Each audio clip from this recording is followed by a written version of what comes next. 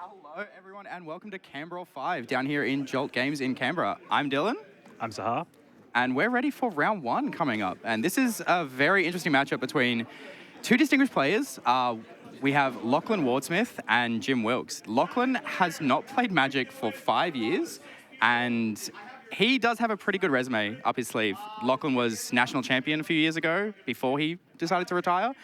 He won 3 pieces of power in a row at 3 major events. So no stranger to the format, and he has personally gotten multiple cards pointed. So exciting to see what he's playing. Unfortunately, we know what he's playing. Grixis 75 mirror against Jim Wilks, who I think he might have won a game or two of Magic in his life. Yeah, he's all right. I think I've heard the name. Jim, was it? Yeah. Yeah. Rings a bell. But here we are, going down to the players and seeing how we all go. We're ready to jam. Hopefully they are too. Nice. And this bus stop deck has been worked on by the players for quite some time. Lachlan Wardsmith got all the goodies without having to do any of the research. He's just been given the 75, given the sideboard guide, and he's hoping to fundamentals his way through this event. Alrighty, about to get started. Who's on the play? I'm assuming this is opening hands. We haven't done mulligan decisions yet. Wardsmith having to read a lot of these cards, for they are fairly new. But look, very accomplished player. He's going to pick it up quite quickly throughout the rounds, and Lachlan and Jim go quite a way back as well. So there's going to be some friendly banter, hopefully, throughout the event as well. It's always fun versus your teammates round one, or your colleagues. Oh, yeah, so we have a keep, and looks like Lachlan's on the play. So we are having a few issues with the life total pad that's actually on the stream. So there are going to be a few times where you see the players yell at our producer to get that all set up. Round one, you have 50 minutes, you may begin. Yeah, so Lachlan, In the background. Lachlan Bloodstain Miring here. Looking like we're going to get an Underground Sea. Lachlan's hand looks like it was Force of Negation, Unholy Heat, and I saw a Tasigur in there as well. Jim looks like he's got double Bauble hand with a few lands in there.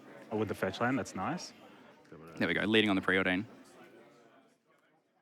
Now, this matchup is quite uncomfortable to play from both sides. You basically have, it's a 75 card mirror. You have the same cards. The threats all line up quite well into the interaction that Grixis has, because we expect Grixis to be played a lot. So you want to make sure that your interaction is going to be the right kind of interaction for the threats, but also that your threats are very sticky, very aggressive. Yep, so he's kept the days there, so he's got a very reactive hand. Yeah, and we hopefully can get this Tasigur down on turn 3 or so with some backup for it as well. Deck here, see if he wants to shuffle it. We also have an Emperor of Bones, it looks like, in Jim's hand. Chooses not to play the Urza's Bauble as well. Draw that card. That's a Drown in the Lock, I believe. So matching Drown in the Locks, not matching artwork, but matching card all the same. They both led on a Bloodstain Mire as well. Yeah, we're going to be seeing a lot of that this round, unfortunately. Okay, so Jim drew off the Bauble. Now he's going to fetch, clear the top of the deck. We might see the Urza's Bauble next turn as well. I didn't get to see what Jim drew off this Bauble, though, that he was so happy to keep. Oh, it was the Drownalock. Oh, it was the Adrenalock, that's right, correct. Yeah. And these Surveil lands have done such a number for this format. It's so nice to be able to have that land that you can just hold up a fetch land, pass turn, get that information. Good. Gets to skip a land draw, which is awesome. Yeah, exactly. And Jim's hand very land heavy for this Grixis deck. Looks like he's picked up a copy of Molten Collapse, which is quite good in this format, given that it's basically a Terminate, and a lot of the threats that Grixis is going to present are going to be these Delve threats, so the CMC factor does matter quite substantially. Now we get the fun random Urza's Bauble card. Now, do you roll dice for this, or do you just pick? I just pick. Yeah, see, I always just pick. Yeah, it's all the same. Oh, see, and the dice are good for Jim. He now gets to see the face-up Force of Negation.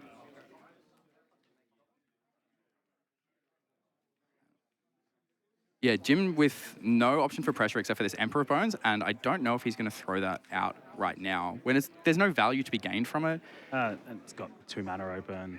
Yeah, exactly. There's nothing in the graveyard you want to try and steal, and you're not expecting a big Delve threat to come down next turn from Wardsmith as well. So I think it's fine to hold that up and just keep the reaction. You've got the Drown in the Lock in the hand, you've got the Lightning Bolt. Do you play open with the Mishra's Bauble reveal card? Or? Usually I would if it's a friend. I think Lachlan also wants to be able to know what his cards do, though. So that's very fair, actually, yeah. There we go. We're getting our own Surveil land. Another Surveil. These Grixis guys, they want as many of these Surveil lands in their deck as they can. I think we drew the line at Raucous Theatre, but Thundering Falls, a very new addition to the list, going up to 2. Yep. And a little bit of inside information. Pretty sure we're not on Mystic Sanctuary anymore in the Grixis lists, at least for these players. So favouring that mana consistency moving forward. I think the theory was that a lot of these new decks that are popping up without Misstep in the format, they're very combo heavy. You might not get to that turn 4, rebuy some key spell. And with all the points that Gush and Lutri got as well, you're not doing the little loops as much. So just having that perfect mana base just feels a lot cleaner. Yeah, when I played this Grixis list a couple of months ago, they definitely went on Thundering Falls, so yeah. It's interesting seeing them go up the extra Surveil land. But the utility in it is so good, especially with all the Delve threats.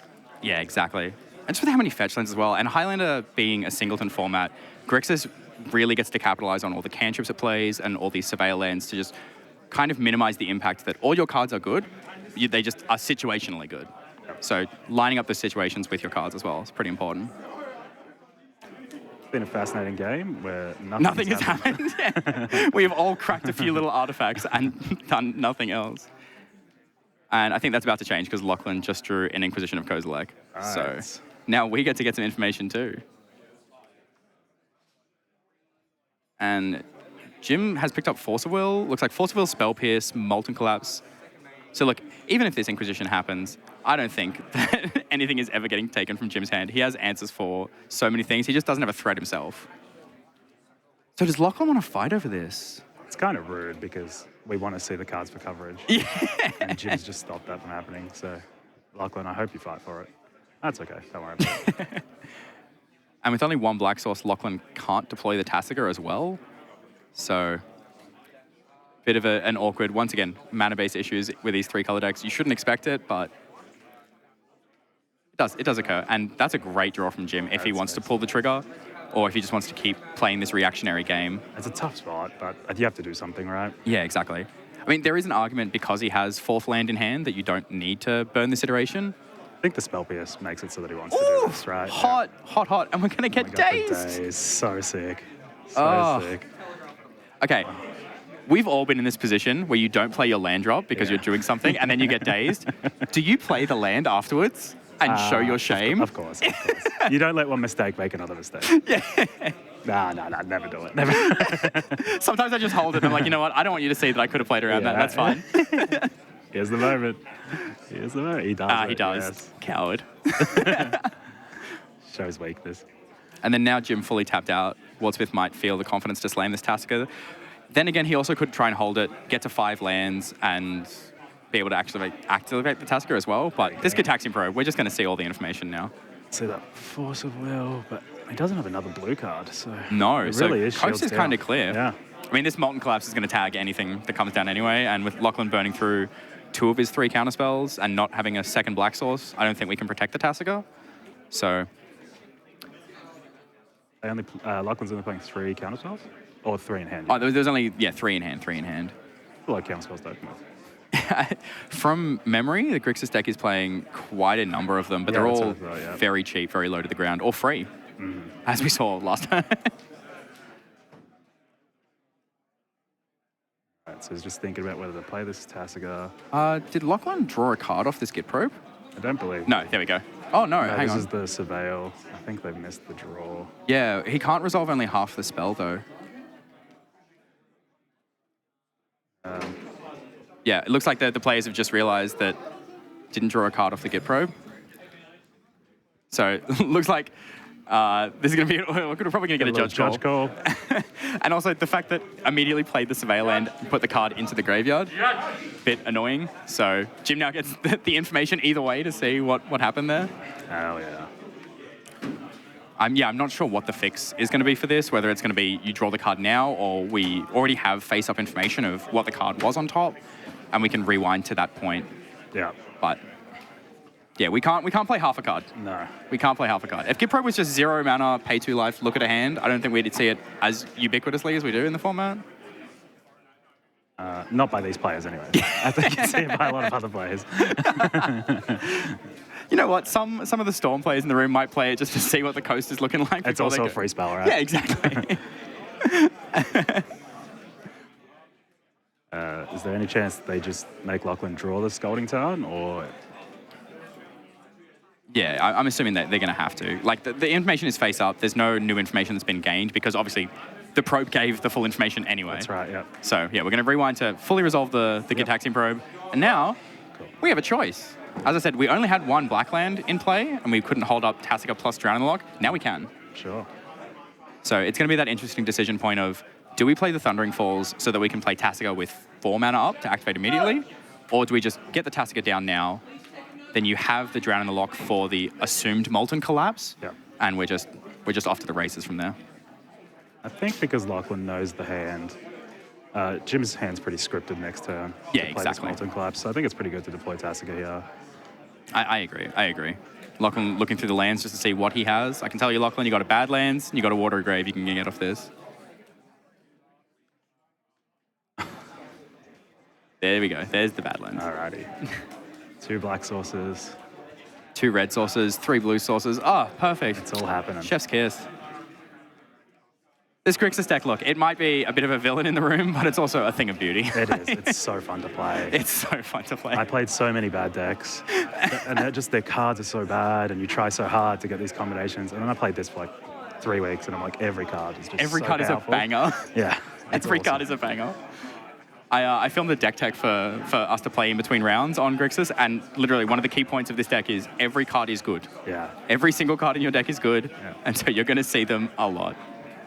Yeah, I filmed a deck tech on a workshop, and most of the cards are not good. It's actually quite the opposite. So. It's one of those things that like high floor, low ceiling versus low floor, high ceiling. Yeah. Also, there's not very much synergy that the Grixis deck needs. Other No. than, just being above rate. I think the most synergy you're going to get from the Grixis deck is literally cycle my Troll of Khazad-dûm, reanimate my Troll of Khazad-dûm, yes. and you're like, oh, baby, gets the swamp, casts the spell, perfect. No notes. Or just surveil the thing you want and then draw to reanimate. And Jim's drawn Baleful Strix here, so we're going to lead on the Molten Collapse. It's going to get deleted here. We're probably, now that we have the blue card, are we going to fight for this? No. Okay. I guess Baleful Strix can block it. Yeah, it does chack the Tasica. We're going to draw another card off this anyway. And these are those micro decisions that Grixis really offers the players, where you get a lot of play expression. Yep. Like, this turn could have been played from Jim multiple different ways. Absolutely. Are you suggesting you didn't play it well? Or? Oh, no, I God, please do not let Jim say it. It's just, I think there are a lot of turns with this Grixis deck where there is no wrong play. Yeah. It just, what you feel is the right play to make. And based on play style, there's a lot of expression that you get from it. Well, there's so many decision trees as well, and one of the worst ones you can make is to flip-flop back and forth. Yeah, between exactly. being aggressive, defensive, and so on. You need to really understand your role with this deck. Yep. So that's why we see a lot of these like competent pilots like Jim, like Matthew Judas, Stephen Hitchcock. They're all going to float to the top because they know the format quite well. Yep. They've spent a lot of time with this deck and they know those decision trees back to front. Yep. Jim's drawn Dismember. Once again, another very clean, very cheap answer to Tasica. See, for a while I played this deck, I didn't do well, but I need to learn to draw like this, to be honest. This is insane. Just draw runner bangers. That's all you need. So we're going to dash the Ragavan, see if that sticks.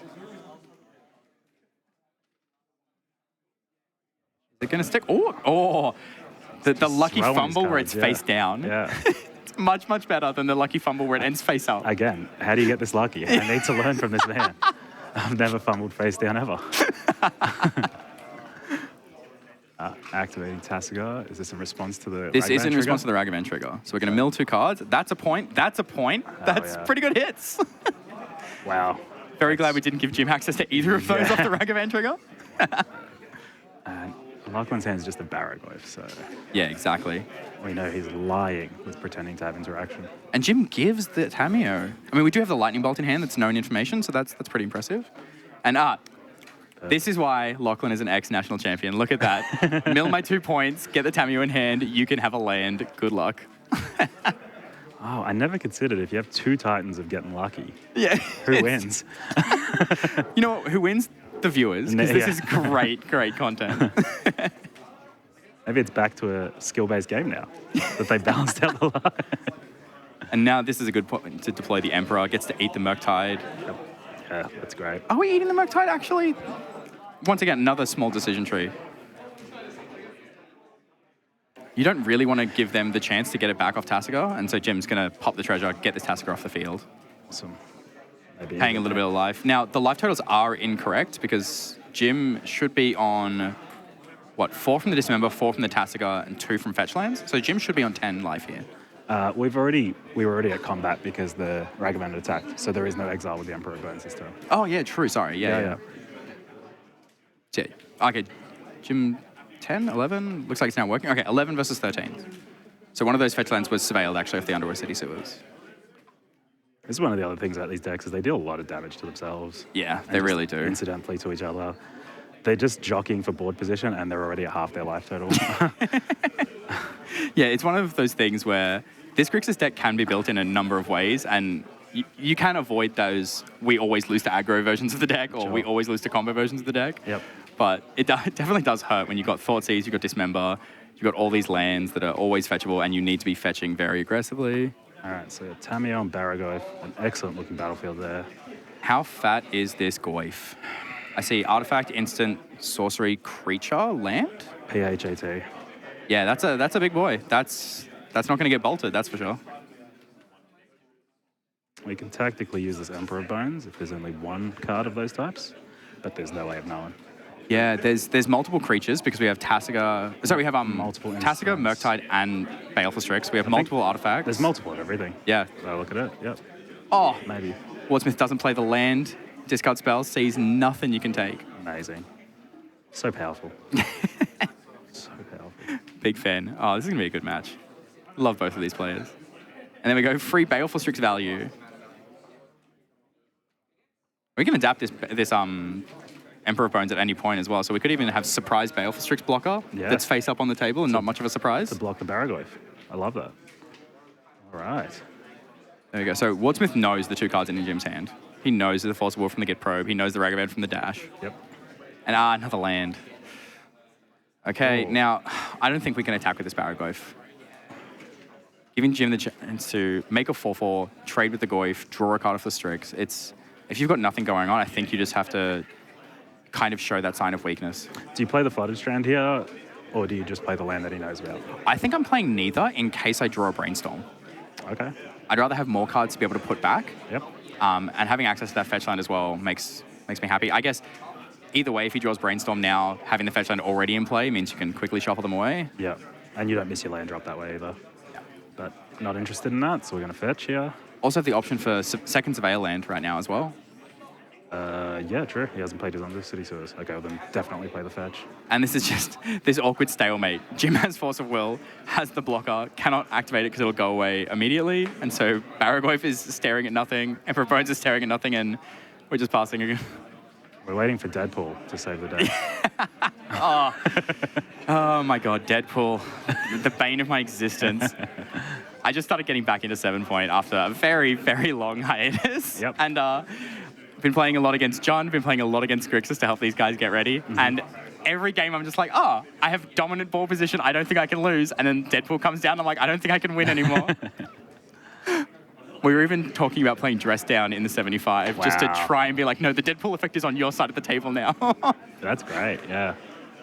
So you just play it in response to the Deadpool? Yep. And then permanently moving forward, a turn after that. The Deadpool is a 5/3 that domes your opponent for 3 every turn, and then they have to sack it if they want to get rid of that effect. That's fantastic.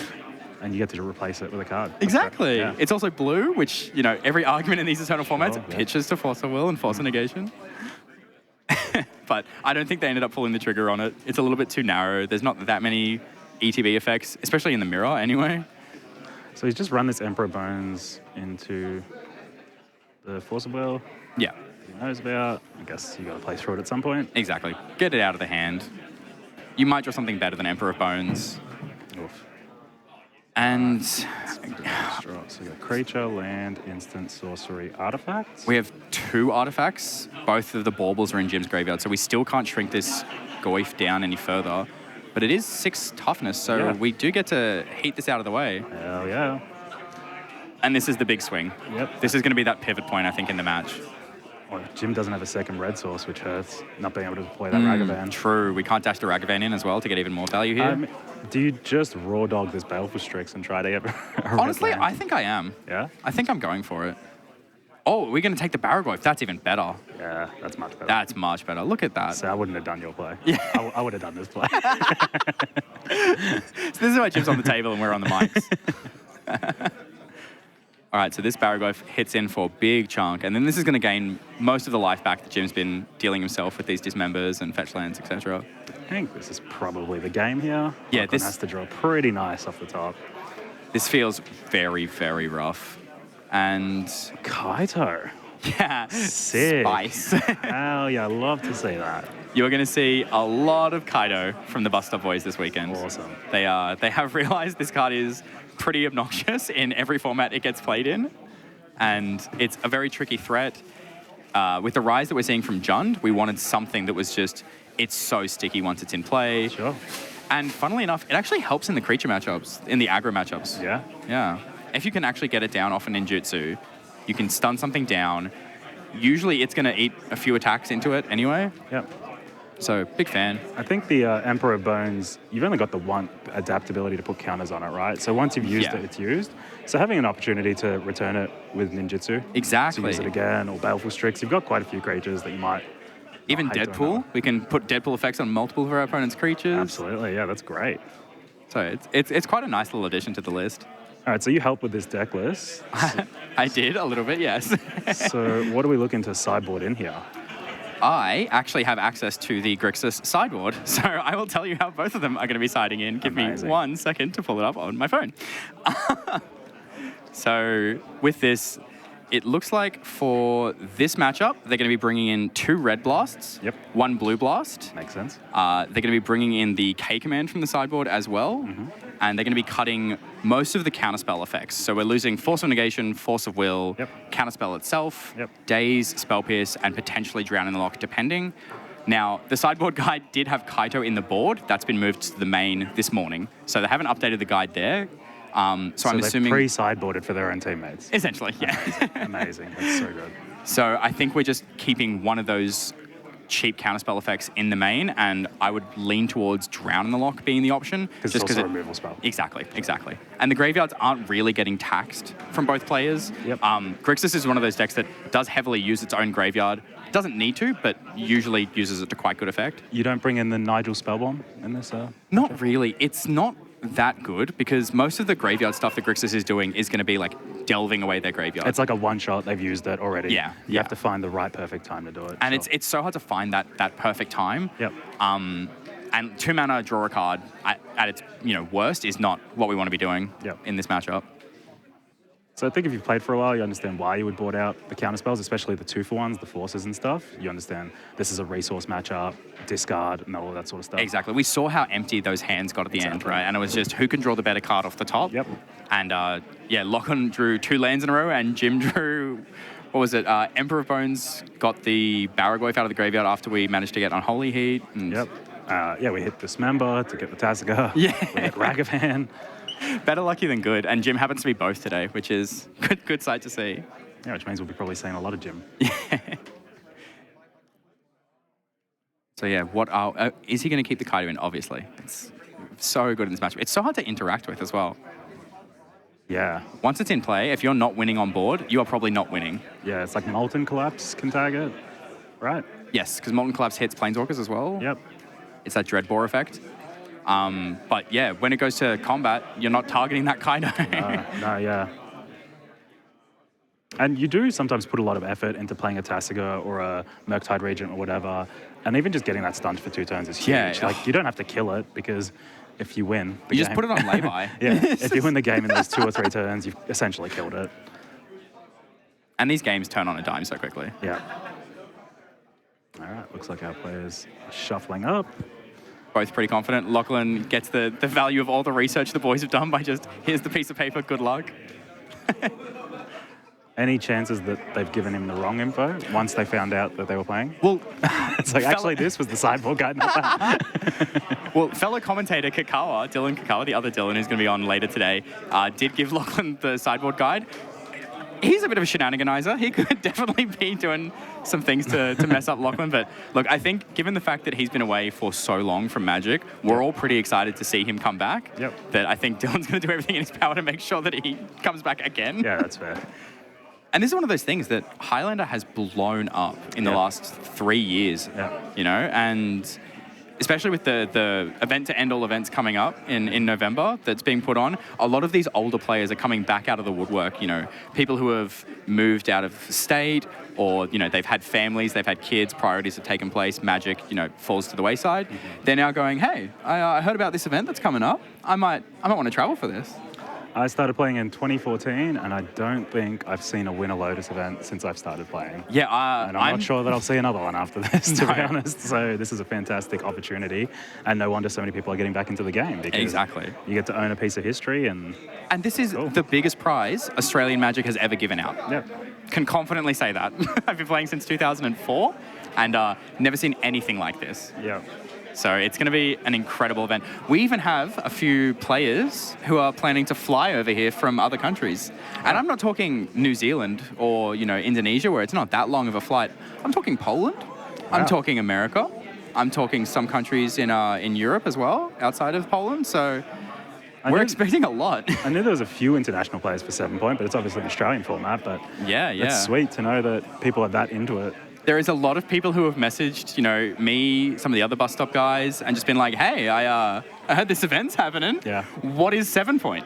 And so we've been having to explain this a lot. We're like, look, it's not Commander. It's actually good. Don't worry about that. Well, because there's also Canadian Highlander, which is relatively similar, but it's 100-card decks. Yeah, and they don't have sideboards. Yeah, I don't think there's a point list either. There is, but it's a different point list. I think they have, like, it's more than 7 points. Yeah. It's, like, way more. I have seen some Canadian Highlander lists that had so many cards that I was like, if this was a 7 point deck, this would be 30 points. Yeah, I think it might be 10, 11, maybe even more points. There's no way of knowing. There's no way of knowing, so... All right, looks like Jim's on a Mulder 6. Looks like Wardsmith's also joining on a Mulder 6 there. And I can see 3 lands, Brainstorm, Kaido, and Deadpool, my nemesis. Get him off the camera. Deadpool just swings games so quickly in your favor. There's that Nigel Spellbomb. Oh, there you go. Okay. So maybe there is some shenanigans going on. Maybe there is. I'm going to have to go and have some words with him later. Interesting. But we've got a decent hand as well from Wardsmith. Oh, it's a Mulder 5. Yeah, This is rough. Okay. Especially on the play as well. You don't get that extra card. Well, it's all right. Spellbomb will replace it. Nobody panic. And if it's ever bad, this Ledger Shredder will just shoo it away. It's fine. All righty. Let's start game 2. Here we go. Gloomlake Verge. And there's that Spellbomb. All right. It is excellent not having to worry about misstep on every single turn. It's that awkward fantastic. look at your opponent like, did you pay a point for this? Are you paying for this? To be fair, it stings so much more when you get missteps now. But at least they paid something. They paid a cost in deck building instead of you just perpetually terrified to cast any of your 1-mana spells. The psychic damage is so much higher when you're like, you paid a point for this? Yeah. And I didn't play around it because why ever would I now? Yeah. Misstep being one of the most ubiquitous cards we saw in the format. Yeah. Look, I'm not happy about the pointing because I liked Misstep. I thought it led to more interesting openers and stack interaction, which I'm usually a fan of, but I get it. Yeah. I really get it. I agree with you. I thought it was a good, interesting wrinkle to the format, but it is also frustrating to be versing a workshop deck or something that has no business doing that, and then you're just like, okay, you have 1 card left in hand and no worries. It always sucks getting counterspelled by Jund. Yeah. You're like, what do you mean? Yeah. This isn't in your identity. Get out of here. It stings. You cast Reanimate, they misstep, they untap, they reanimate your Atraxa, and you're like, this is a really fun game. I'm having heaps. You're like, yeah, both teams fought hard. I'm glad to be here. Okay, so lots of permanents on Lachlan's side. 1 type Surveil for Jim. Now that Ledger Shredder is going to basically say, like, hey, 1 spell a turn. if you want to get value here and try and undo this mulligan to 5, 1 spell a turn. And Jim's hand very high up on the curve. Unlicensed Terse. We've seen him draw the Barragoyf to go alongside this Kaito and this Deadpool, so we're not going to have a Kaito on turn 3. There's just no way he's going to be able to do it. So we might even be looking at that awkward hard-cast Kaito gameplay. We did draw on Licensed Hearse, though. Yeah, which I think is a nice draw. I did too. They're definitely a lot slower this game. They're both much more reactive. Yeah. Trying to control their opponent's graveyards a little bit to stop. It's also one of those things that they both know they realistically should be boarding out most of their counter spells. So it's a lot more jockeying for the board. We're not really going to be looking to be jockeying on the stack anymore.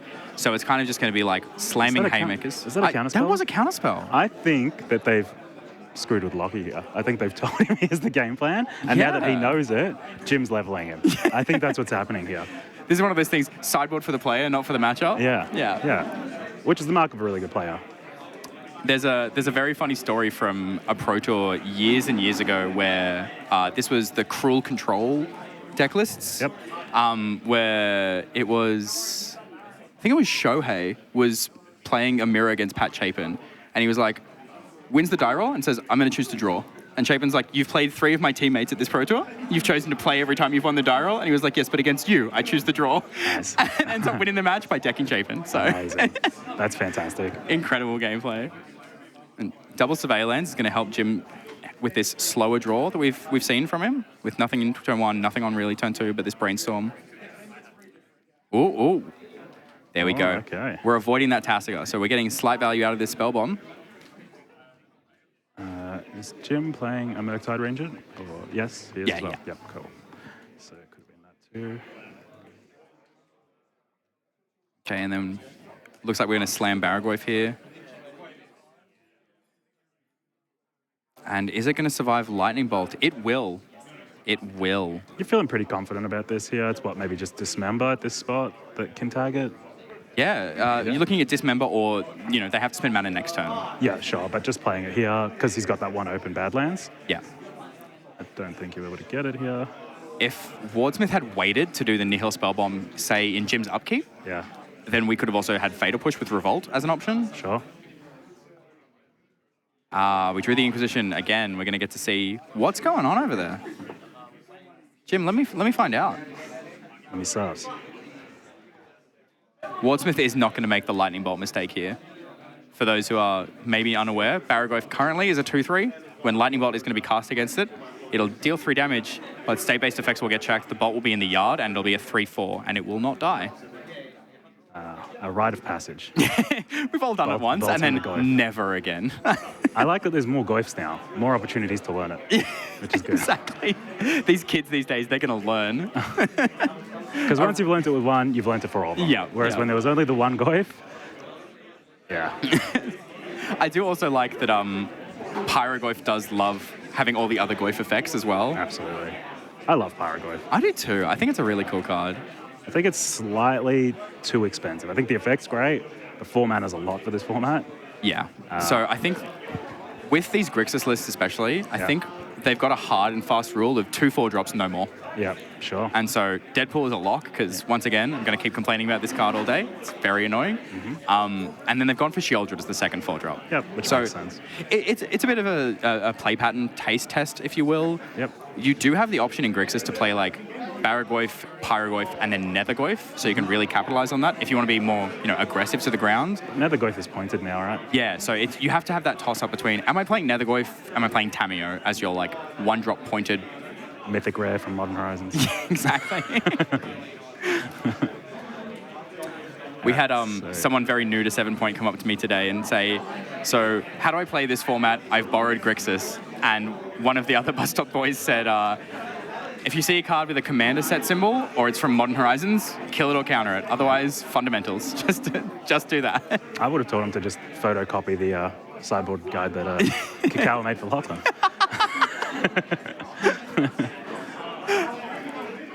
Alrighty, so fetched Underground Sea, so we've got 4 mana, got the Deadpool.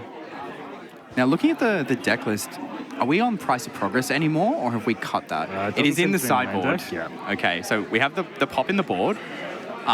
which, look, I don't know if they're going to bring it in. I know last time Jim played the mirror, he did bring it in and won the match because of it. Yep. But it's kind of a bit of a meme for us that you probably shouldn't do it unless you're low on time in the round and you want to cheese them.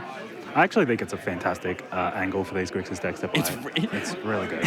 It honestly started as a meme in our Discord because Kakawa loves burn decks. Yeah. And he kept price of progressing us out of the game. Sure. And then we thought, maybe we could just do this in the mirror and see if it works. And then the more we tested it, the more we loved it against Eldrazi. We loved it against lands. Yeah. We loved it in the mirror. We loved it against Jund. And we were like, maybe this card's just good enough that we should put it in the main. We flip-flopped on it a lot. So many of your threats deal big chunks of damage, 4 or 5. Exactly. A couple of fetch lands, a Thoughtseize here and there, and kaboom! Your opponent's on like 10 or 8 life, so the pop just kills them. It's very fun to see. It's hard to play around. You can force it through.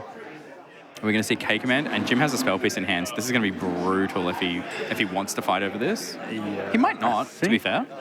It's too good a value, right? It's too good a value. Yeah, I think you just have to. Yeah. Or Cheeky Connive. Lachlan's got a read Connive. Yeah, there we go.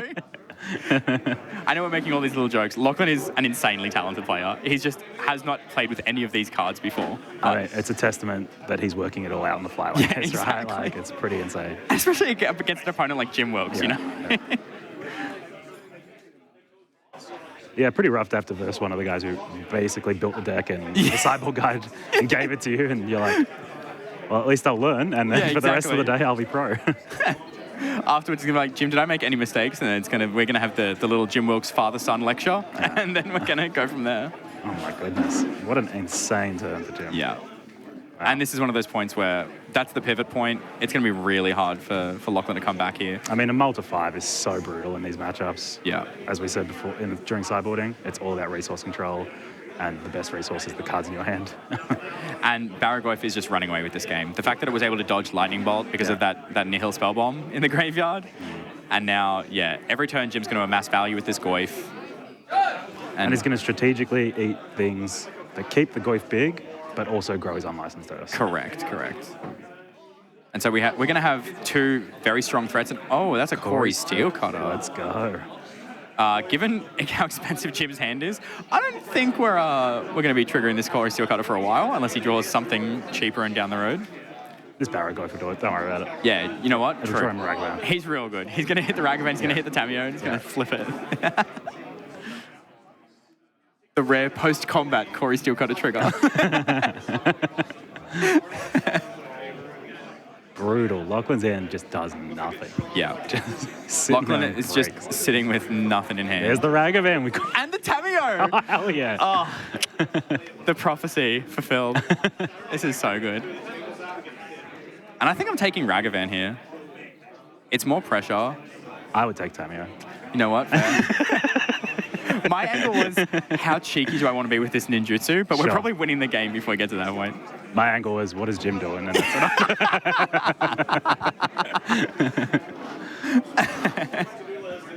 Yeah, I do like that ninjutsu, fun fact, you can activate it after you've dealt damage. So you can trigger your Ragavan, pick it back up, negate that dash effect, still get your treasure. You can even use the treasure to pay for it if you want to. There's the post-combat trigger. Mm-hmm. Now, are we fighting over this at all? We got 3 cards that deal with something going on. Obviously, Jim picked the Tamiyo. I'm making the joke, but I think the reason I picked Tamiyo there is because we've already gone to combat. So I think Tamiyo flies, which is more likely to hit than Ragavan is next turn. Fair. That's very, very fair. So the haste doesn't matter as much because we've already had combat this turn. Ragavan can crew unlicensed hearse. Maybe hits for a little bit more damage. Sure. But if we're triggering the Corey Steel Cutter, that also can crew the hearse. Yep. So. And I think, unfortunately, just given the context of Lachlan's hand, this feels like checkmate. If he plays a big threat to try and, stabilize on the board, Jim can just hardcast Kaido, tap that threat down. Mm-hmm. If he doesn't, we can Deadpool the creature as well. Like Toxic Deluge are possible out here. I don't think you're boarding in Deluge, to be honest. Yeah, but a lot of the cards we thought they wouldn't board it. Yeah, true. You know what? Or maybe they've just given me the wrong sideboard guide, and they're like, keep it interesting for let's camera, make her look like a moron. Commentator, good luck. Maybe you should have been on the sticks today, Dills. All right, so drown on the lock. Kill Baragoyf. It's a good start. Yeah, it is. It is a good start, but there's so much pressure on board already. Like, Yeah, that Corey Steel Cutter is just going to Yeah, poop and- out tokens. this hearse as well is going to keep incidentally eating Lachlan's graveyard. And now that Goyf is gone, you have free reign to just, I'm going chomp, chomp, chomp as much as I can. Yeah, I guess that's the thing. We kind of wanted to go for blood, but even if Jim has to slow down for a few turns here, He's got Lachlan's the not going to pick tools. up any traction with this unlicensed hearse. Yeah. And he's already blown his K command, right? Yeah, the Tried to K use command's that, so that's gone. So I'm not sure how many other shatters he's got, but I believe K command is the only one. yeah, right. Yeah. There's a lot of like anti-artifact things in the form of like energy flux. But they're not coming in. But yeah. You're not really too focused on that. I mean, they might. We don't know. Anything could happen. Love this play from Jim. We've got the DRC, which is already online thanks to the graveyard, can crew the unlicensed hearse, and next turn can fly over for this Kaido ninjutsu if we want to as well. Well, Kaido might be coming in this turn anyways. Still got the 3 mana True. for the ninjutsu, right? So the lightning bolt is going to go after the hearse. So we didn't use that hearse last turn, did we? No, Jim did not activate it at end of turn, and I think he's just realized, this should have been 4. Yeah. So I wouldn't have done that, Jim. That's the little giggle on his face, just there as he's realized, okay, you got me, you got me. Yeah. Gives one back, that's fine. Yep. Does it for the fans, does it for the stream. And then hiya. Here we are. Here we are. Doesn't work, bud. It's ninjutsu. And now Lachlan's going to have to read this card and do what every single other player in this room did when this got spoiled of, what do you mean? Yeah. This interaction's so silly. Yeah. Ninjutsu on a Planeswalker is ridiculous. I do like the idea of putting that token back in your hand, though. Yeah. He's got to fulfill the costs, while the ability's resolving. Well, it's just like, oh no, I've just shown you my only card in hand is also a Spell Pierce. So we have a judge call here, probably around the revealed information. Yeah. Or maybe Lachlan asking, Judge, how do I beat this card? Judge, can you take this card off the table for me, please? This man and his raccoon are going to kick my head in, and I'd really rather it didn't.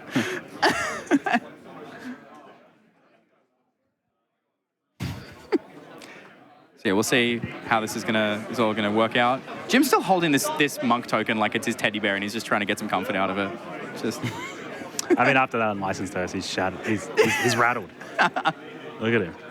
He'll never recover from it. the worst is when you make these mistakes in paper. It's like, I made a bit of an oopsie. I'll just try and tighten up, fix my play. When you make it on camera, Yeah. you know he's gonna get ripped on for this. He knows this is being watched. Absolutely, yeah. That's probably why he laughed. Yeah. He's like, Dylan's gonna talk to me the second that she gets off the mic. I know it. Oh, Dylan's talking about me right now. Don't watch this back, Jim. I love you. Please. Please. Alrighty. So it looks like life totals are correct on screen. We have Lachlan on 8. It's probably the last draw step, unless Yep. we get something good here. Yep. And there's a fatal push, which, okay, this can hit the DRC, I guess.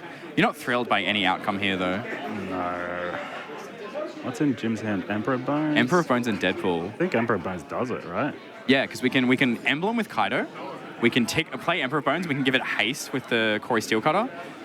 This is not lethal, but this puts Lockley to 1. Is there anything he can exile to make it lethal? We have... Yeah, the troll. There you go. Oh, he has... Oh, yeah, Troll of Khazad-dûm. Yep. There we go. There we go. That's the game. Beautifully played. Beautifully played. Yeah, I wasn't sure if the Barragoyf was in the graveyard as well. That one would have done it too. Barragoyf as well. If there's anything spicy in Lockie's graveyard, but the Thoughtscour hit another Emperor of Bones as well. So there we go. Jim Wilks starting strong round 1. Clean 2-0 win in the mirror. And It's a great game. it was a good game, yeah. And Lots of fun cards. this is exactly what Grixis is as well. It's going to be those pivot point turns we're looking for. But that's the end of round 1. So we're going to wrap it up here, and we'll throw back to... We're actually going to throw to Sahar's deck tech for workshop, you were saying. So keen to watch that, get a little bit more information, and Yeah. see how it goes. Yeah, hopefully it's PG. No, it should be fine. It should be fine. I just had a bit of fun with it. It's a little bit silly, but hopefully sure. people enjoy it and it's educational. And yeah, looking forward to seeing you guys round 3. We'll be back. We'll be back for round 3, So we have a deck tech, and then Isaac and Dylan Cacao will be on for round 2. Too easy. Catch you later. See you later.